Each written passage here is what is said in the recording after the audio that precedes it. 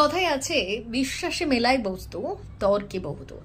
আর এই বিশ্বাসে ভর দিয়ে মানুষ ছুটে আসছে হাওড়া জেলার শ্যামপুর থানার দেশান্তরী গ্রামের মা শীতলা মন্দিরে। লোকমুখে প্রচলিত এই মন্দিরের মা অত্যন্ত জাগ্রত।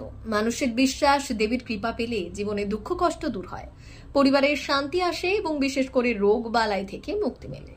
এলাকার প্রবীণ ব্যক্তিদের মধ্যে প্রতি বছর চৈত্র মাসের প্রথম দিন থেকে শুরু হয় বিশেষ পুজো ও মেলা। প্রতি বছরের মতো এবারও চৈত্র মাসের প্রথম দিন থেকেই মহা ধুমধাম সহকারে শুরু হয়েছে মহা পুজো। সকাল থেকেই ভক্তদের ঢল নেমেছে মন্দির প্রাঙ্গণে। পুরোহিতদের মন্ত্রোচ্চারণ, ঢাকের বাদ্যে আর শঙ্খধ্বনিতে মন্দিরের পরিবেশ হয়ে ওঠে এক অপার্থিব অনুভূতির কেন্দ্র। মন্দিরের সেবায়িত স্থানীয়দের মতে এই পুজোয় অংশ নিলে মনস্কামনা পূরণ হয়। বিশেষ করে নতুন ব্যবসা, সুস্বাস্থ্য, পরিবারের মঙ্গল কামনায় ভক্তরা এখানে এসে মা শীতলার আশীর্বাদ গ্রহণ করেন।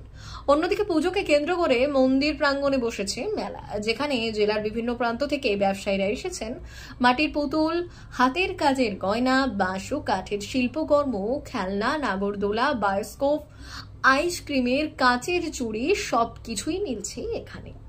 ভক্তদের সুবিধার্থে মন্দির কর্তৃপক্ষ ও স্থানীয় প্রশাসনের পক্ষ থেকে বিশেষ নিরাপত্তার ব্যবস্থা করা হয়েছে। স্থানীয় স্বেচ্ছাসেবকরা সাহায্য করছেন ভিড় নিয়ন্ত্রণে।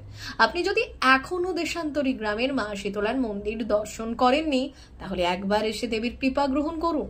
হয়তো আপনিও পাবেন সেই অলৌকিক অনুভূতি যা যুগ যুগ ধরে ভক্তদের এখানে টেনে এনেছে।